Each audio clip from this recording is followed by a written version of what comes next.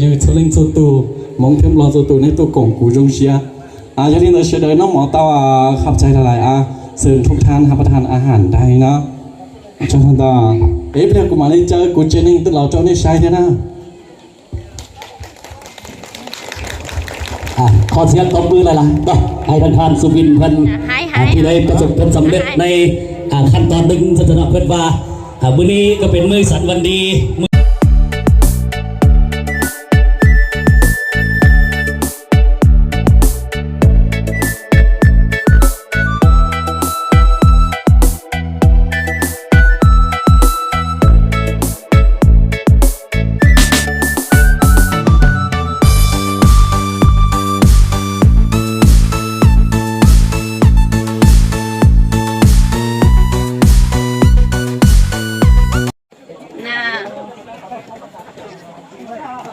还有。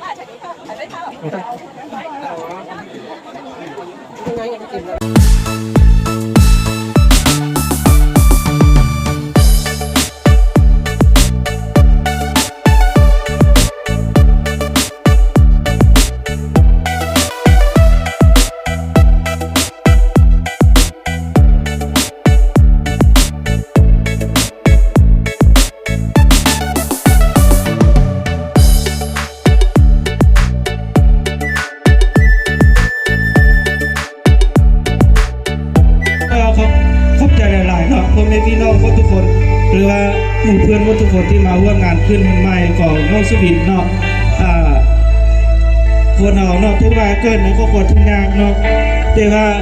เรามีจิตสำนึกหรือว่ามีจิตยังโจรหรือว่ายังมีก็ช่วยเหลือตลอดเนาะตัวนี้ถือว่าพ่อแม่เราอยู่ไกลแต่สุบินก็พึ่งพาอาศัยแม่สองคนที่ว่าอยู่นครหลวงวิจารณ์นี้บุปผาบุทินกันเนาะตัวนี้ก็ขอบใจหลาย